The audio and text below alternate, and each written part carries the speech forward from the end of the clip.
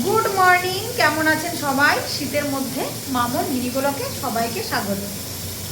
আর দেখুন এখন প্রচুর ঠান্ডা, উঠে গেছি অনেক সকালে, 7টার সময় বললে ভুল হবে, 6টার সময় উঠে গেছি। আর উঠে দেখুন এখন পেঁয়াজের কলিগুলো নিয়ে নিয়েছি, নিয়ে এই যে কাটা শুরু করেছি। আজ প্রচণ্ড ঠান্ডা পড়েছে আর সারাদিন রৌদ্রও উঠেছিল না। আবার এদিকে সকালবেলায় ছেলেকে নিয়ে যেতে হবে সেই আবৃত্তি আর কম্পিটিশানে, আর ড্রয়িংও আছে তার সঙ্গে।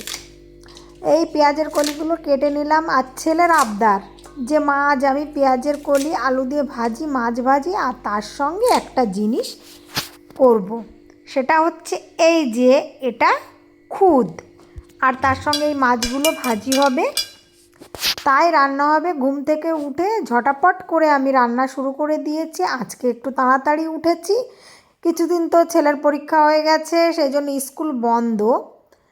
তাই স্কুল বন্ধ থাকার জন্য লেটে লেটে উঠলেও কোনো ব্যাপার না, কিন্তু আজ একটু তাড়াতাড়ি উঠতেই হলো, কারণ ছেলেকে নিয়ে যেতে হবে। আর এই দেখুন রান্না শুরু করে দিয়েছি। এটা হচ্ছে খুদ ভাত হচ্ছে, কড়াইতেই রান্না করছি। আর রান্নাটা শেষ করে আবার ছান করে পুজো করতে হবে।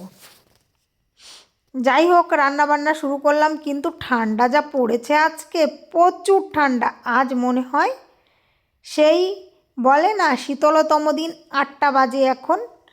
যাই হোক, 8টার সময়ও কুয়াশা এখনও কমেনি।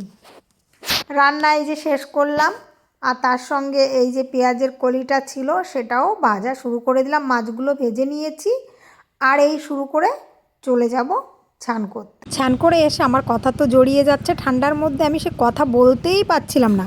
আরে বাবা রে বাবা, ঠান্ডা প্রচুর। মন্দিরে চলে এলাম পুজো করতে। আজকে যাব এক জায়গায়, সেজন্য তাড়াতাড়ি। এখন কিন্তু সকাল 9টা।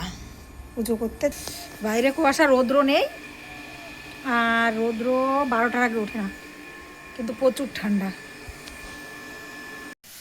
ঠান্ডার মধ্যে আপনি দেখুন এই যে খুদের ভাত হয়ে গেছে রান্না, আর তার সঙ্গে এই ভাজি। পেঁয়াজটা নামিয়ে, এই পেঁয়াজের কলিটা ভাজা হয়ে গেছে, এই যে এখন এটা নামিয়ে নেব। তারপরে রান্না শেষ করে এই যে খেতেও বসে গেলাম। আর আমার কিন্তু এই ভাত অতটা পছন্দেরও না, ছেলের পছন্দের জন্যই আমার করা রান্না। তারপরে তো এই যে খাওয়া দাওয়া শুরু করলাম। খাওয়া দাওয়া শুরু করে আর আমি তো এই যে ছান টান করে খেতে বসে গেলাম। তারপর তো রেডি হয়ে চললাম। আর আজকে কিন্তু সারাদিন রৌদ্র ওঠেনি, তাহলে কেমন ঠান্ডা। আর গেলাম চলে এই যে ছেলেকে নিয়ে হেলেঞ্চাতে। সেখানেই একটা কম্পিটিশান আছে, সেখানে হবে আবৃত্তি প্রতিযোগিতা আর ছবি আঁকা, বসে আঁকো প্রতিযোগিতা। তারপরে তো গেলাম, আর গিয়ে তো দেখি আমার ভাসুরের মেয়েও এসছে। আমার ছেলের পাশে বসে আছে এই যে আমাদের নাতনি, ও এসছে ছবি আঁকা কম্পিটিশানে। আর সকলের মা বাবা এসেছে, আর এই কচিকাচারা ঠান্ডার মধ্যে এসেছে, আর ওদের মায়েরা সব কাজ গুছিয়ে এনেছে, সেটাই ধন্যবাদ জানাতে হয়। এই আমার ছেলে ছবি আঁকা শুরু করে দিয়েছে, দেখুন কত সুন্দর একটা ছবি এঁকেছে। আর এই ছবি আঁকা প্রতিযোগিতা শেষ হওয়ার পরেই শুরু হয়ে গেল আবৃত্তি কম্পিটিশান। সেটাইও আমার ছেলে অংশগ্রহণ করেছিল, আর তার সঙ্গে অনেক কচিকাচা।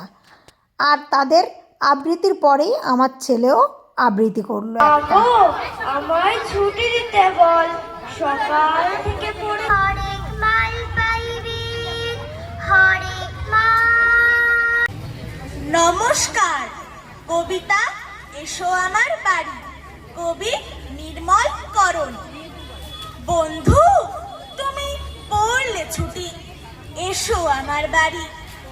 বাঁশের সাঁকো নালার ওপর দুলছে আড়াআড়ি, সাঁকোর পরে মাঠ, কুঞ্জলতার হাট, হাটের থেকে ঘাসে ঢাকা, পথ গিয়েছে গায়ে, পথের শেষে বটের ছায়া, মস্ত দিঘি বায়ে। দিঘির পাড়ে তাল সুপারি, চোখ চুরানো শাড়ি, কোল ঘেঁষে তার মাটির উঠোন, ছোট্ট আমার বাড়ি। গাছের ডালে পাখি নিত্য ডাকাডাকি, সে ডাক কখন সুর হয়ে যায়, গান হয়ে যায় প্রাণী। দৌড়ে বাতাস খুব খুশিতে ফুলের সুবাস আনে। বন্ধু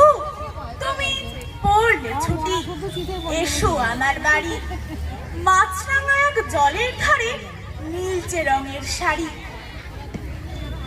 রোদে হলুদ বেশ, দিনের অবশেষ, খেলা করে মেঘ ছানারা, জ্যোৎস্না রঙে মাখা ফুল পরীরা দাঁড়ায় এসে নীলে নীল পাখা। নমস্কার।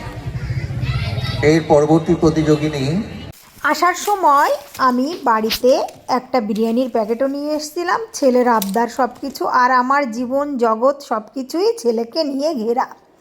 আর দেখুন কত সুন্দর একটা চিকেনের পিসটাও খুব বড়ই ছিল। গ্রেভিও দিয়েছে খানিকটা, আর পেঁয়াজ আর শসাও দিয়েছে। আর ছেলে খাওয়া শুরু করে দিল। জীবনে আর যাই হোক, খাওয়াটা না থাকলে মেয়েদের অনেক কাজ কমে যেত।